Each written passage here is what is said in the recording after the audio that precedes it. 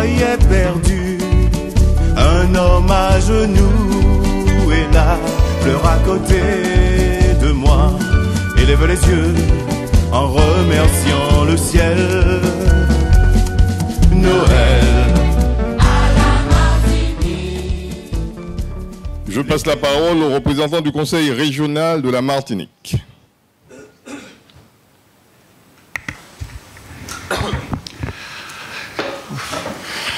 Bonjour mesdames et messieurs, je voudrais tout à fait premièrement vous présenter les excuses du président du Conseil régional qui est retenu dans des urgences et notre présidente de la commission coopération et affaires européennes, Madame Mage, qui est actuellement au retour du Mexique où elle a participé à la réunion de l'association des États de la Caraïbe. Nos amis et collègues des conseils régionaux de Guyane et de Guadeloupe. Je voudrais également saluer à tous les représentants des pays caribéens qui sont aussi présents, ainsi que les représentants des associations européennes de coopération transfrontalière, et également saluer la présence de la Commission européenne. Alors, cette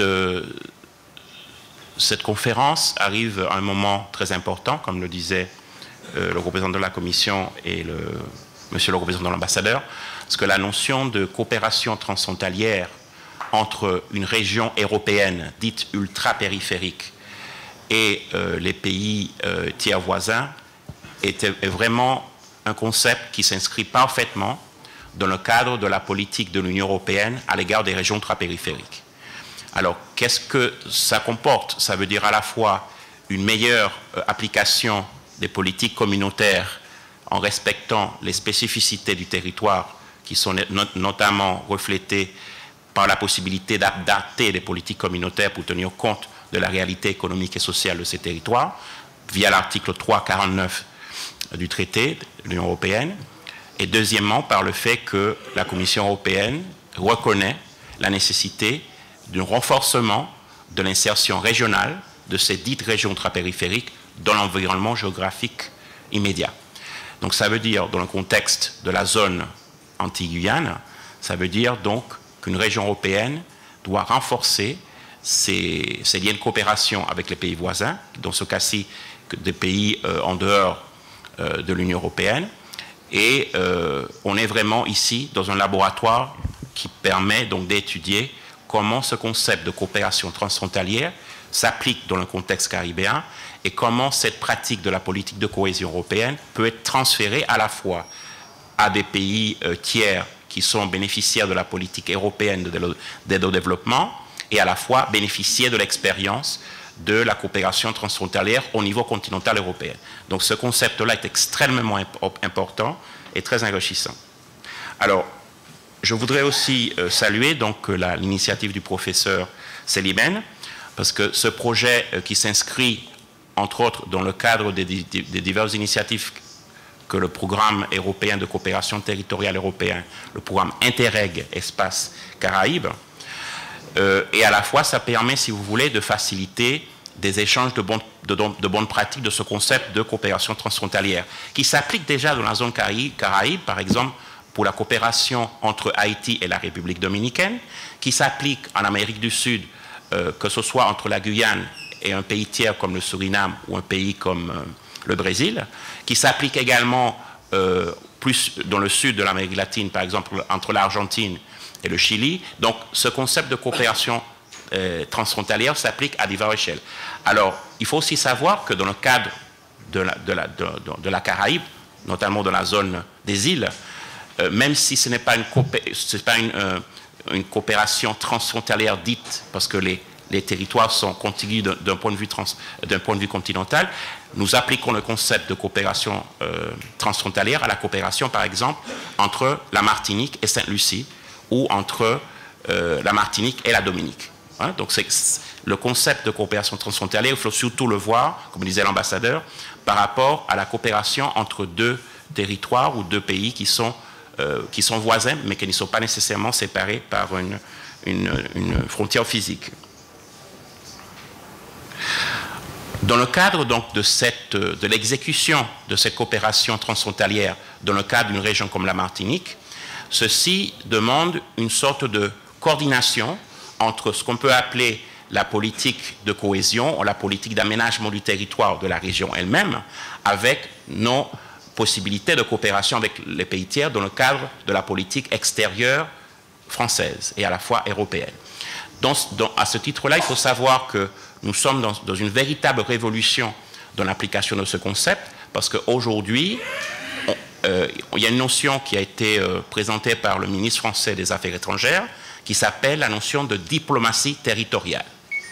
Et pour moi, c'est un concept extrêmement important parce que ce concept permet de reconnaître l'action extérieure d'une collectivité française d'outre-mer à l'égard d'une relation dite dans le cadre de coopération transfrontalière avec des pays voisins, qui va au-delà de la simple notion de coopération décentralisée, ou qui va au-delà de cette conception, une région européenne dans la zone Caraïbe qui va aider ou qui va faire un acte d'aide au développement. On ne peut plus se positionner dans ce type de concept.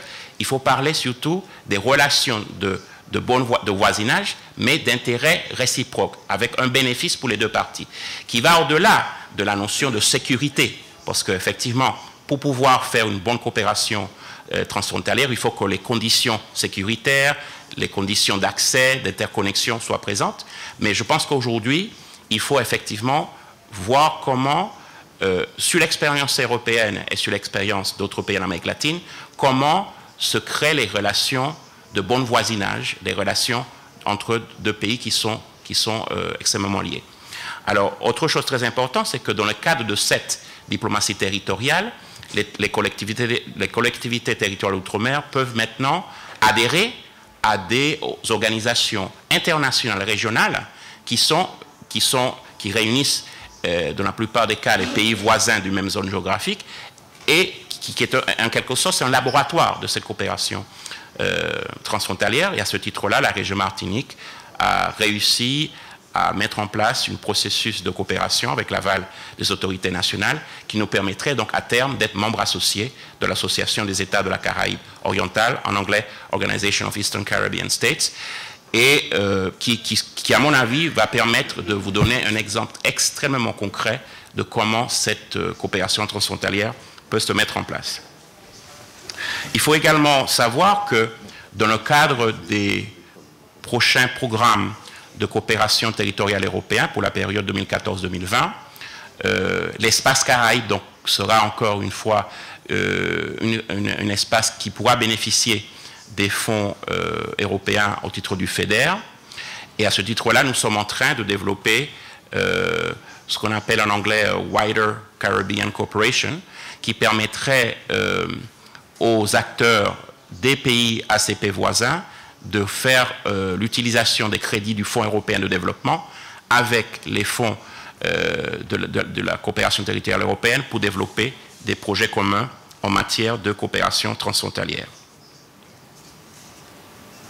Oui, alors autre chose très importante, comme disait le représentant de la Commission européenne, il faut savoir que ce type d'action qu'on mène aujourd'hui, c'est un exemple dans le cadre aussi de l'action internationale de la Direction générale des politiques régionales. Ça veut dire un sorte d'exemple sur comment l'exercice de la politique de cohésion européenne peut s'appliquer dans le cadre des relations que l'Union européenne peut avoir avec les pays tiers en matière donc de politique de proximité et d'échange de bonnes pratiques entre des pays étant dans une même zone géographique.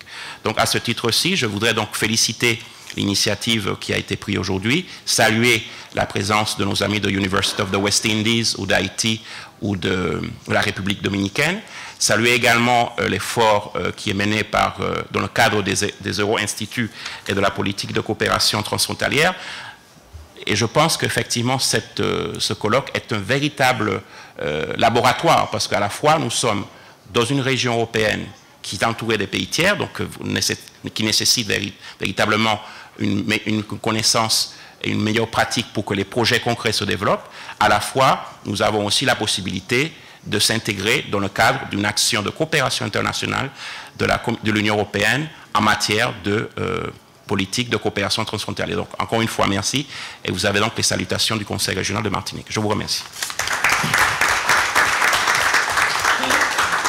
Merci, monsieur le représentant du Conseil régional, Jean-Yves Lacascade. Alors, ce qu'il faut savoir, c'est que Jean-Yves Lacascade est actuellement le fonctionnaire en charge de la politique de coopération régionale, mais il a été également fonctionnaire à l'Union européenne. Donc, il a l'expérience aussi sur la Caraïbe dans ce cadre-là. Merci, Jean-Yves. Pour terminer cette partie protocolaire, je passe la parole à monsieur Budoc, représentant la Guyane. Bien, merci beaucoup. Bonjour à tous et plus particulièrement aux représentants de l'État, ici, à l'ambassadeur Constant et aux responsables à nos débats de ces 2 jours. Alors, la coopération transfrontalière ne nous a pas attendus en Guyane, ne serait-ce qu'avec le Brésil. Nous avons aux frontières toujours eu le commerce informel, la question de l'orpaillage clandestin, tout ce qui concerne les relations avec le Suriname de part et d'autre de la frontière, non encore réglées encore aujourd'hui, ne serait-ce qu'en termes de nationalité. Donc cette coopération transfrontalière, elle a été de fait depuis des dizaines et des dizaines d'années, voire plus d'un siècle. Aujourd'hui, nous souhaitons l'organiser et en faire un outil réel de développement. Avec la mise en place d'un certain nombre d'éléments qu'on appellerait donc des externalités positives en termes de communication. Monsieur Constant a parlé tout à l'heure de voies de communication maritimes, terrestres, télécommunications, mais nous ne devons pas oublier aussi les externalités négatives. On l'a dit, orpaillage clandestin, tout ce qui concerne la question de la déforestation, tout ce qui concerne les questions liées à un certain nombre de difficultés en termes de visa qui bloquent le développement touristique, etc. Le paradoxe de ce territoire, c'est, pour ouvrir le débat, que nous regardons surtout la Caraïbe et l'Europe. Des échanges intenses avec la Martinique et la Guadeloupe en termes de marchandises, avec l'Europe, et commerce extérieur zéro avec le Brésil et zéro avec le Suriname. En tout cas, infime commerce. Il faut réfléchir à cela. Effectivement, la situation, elle est postcoloniale, elle est due à l'Europe. Il y a un certain nombre de débats. Des blocages réglementaires font qu'aujourd'hui, il y a une asymétrie systématique entre nous. Asymétrie sociale, asymétrie réglementaire, asymétrie en termes de capacité de circuler, notamment avec une question de visa, alors qu'on sait qu'aujourd'hui, d'un clic sur Internet, vous réservez un billet d'avion, alors que nous, il faut aller jusqu'à la capitale brésilienne pour voir l'ambassade afin d'avoir un visa, et puis peut-être avoir 3 semaines, 1 mois, avant d'avoir une réponse. Ça, c'est un problème. Le ministre Lurel le règle actuellement entre l'Afrique du Sud et la Réunion. Il faudrait regarder ce qui se passe entre Martinique, Guadeloupe, Guyane et le Brésil en termes de coopération à ce niveau-là. Donc je crois que la coopération transfrontalière ne peut pas se départir des outils européens à notre disposition, notamment l'article 349 du traité, qui ne va pas au terme de ses capacités pour que ça soit pour nous une véritable clause de sauvegarde pour permettre et faciliter cette coopération transfrontalière. Et puis, autre point important, nous sommes un peu à la pointe de ces questions avec une commission mixte transfrontalière Brésil-Guyane, une commission mixte transfrontalière Brésil-Suriname et également 2 commissions du fleuve souchées à ces commissions transfrontalières, si je puis dire, co-présidées par la préfecture, enfin les États de part et d'autre de la frontière et en présence des collectivités territoriales. Alors moi j'ouvre le débat là-dessus et je voudrais savoir et qu'on puisse essayer de nous dire comment pouvons-nous développer, j'ai quelques idées, je les dévoilerai pendant les 2 jours, mais en tout cas, comment peut-on arriver à avoir une coopération transfrontalière avec des enjeux rappelés ici, auxquels on peut rajouter un enjeu fondamental, le développement humain. Le développement humain de part et d'autre de la frontière, avec les retombées pour nos populations.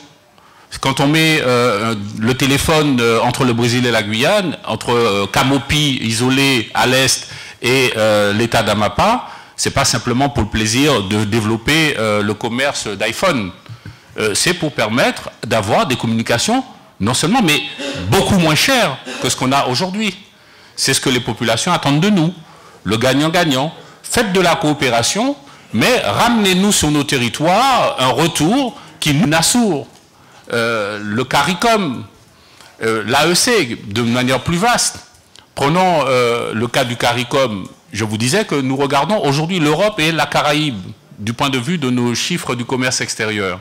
Nous souhaitons malgré tout rentrer dans ce CARICOM pour que la question des APE, des accords de partenariat économique, puisse être un des éléments que nous puissions regarder ensemble et voir avec les pays concernés, Suriname et Guyana, comment nous pouvons essayer de trouver des solutions qui nous permettent d'être plus offensifs en termes de développement de nos échanges avec ces deux pays et voir comment avec le Brésil, pays tiers, comment nous pouvons également développer nos chiffres du commerce extérieur. Alors nos actions aujourd'hui consistent à rentrer dans ces organismes comme membres associés et la coopération transfrontalière eh bien, permettrait d'avoir une meilleure présence d'un territoire qui ne peut pas s'intégrer. Là aussi, j'ouvre le débat, on me parle d'intégration, moi je parle d'insertion. Je ne peut pas s'intégrer puisque on ne peut pas rentrer dans le CARICOM et s'intégrer puisque nous sommes déjà intégrés à l'Union européenne. Alors, est-ce qu'il y a des passerelles possibles pour nous permettre d'aller vers plus, entre guillemets, d'intégration et ne pas être simplement dans l'insertion qui n'amène pas avec lui tout son train de mesures en termes réglementaires pour faciliter justement l'arrivée au moins à une dynamique vers l'insertion régionale. Alors, dernier point que je voudrais voir avec vous, en tout cas il y en a plein d'autres, mais en tout cas ce que je voudrais également dire, c'est qu'il est extrêmement important pour un territoire comme le nôtre, y compris pour nos amis de la Caraïbe, qui restent, auxquels nous sommes très très attachés, ne serait-ce que pour des questions historiques et économiques également, en termes de recherche universitaire d'ailleurs. Je pense que aujourd'hui ce débat qui consisterait à éclater cette notion de coopération transfrontalière sur les questions de relations ultramarines entre Martinique, Guadeloupe, la Dominique, Sainte-Lucie et autres. Donc ces relations ultramarines, nous les avons soutenues pour permettre qu'il y ait cette notion transfrontalière. Mais ce laboratoire que constitue la Guyane par cette frontière et cette vision vraiment transfrontalière au sens primaire du terme, je pense peut-être un atout pour montrer ce qu'il est possible de faire avec nos voisins qui sont pour vous souvent des territoires d'outre-mer. Vous avez des PTOM autour de vous, mais le fil directeur, c'est que ces pays-là sont globalement également des ACP, et ce vecteur économique de territoire ACP doit être pour nous tous, je pense, un élément fondateur.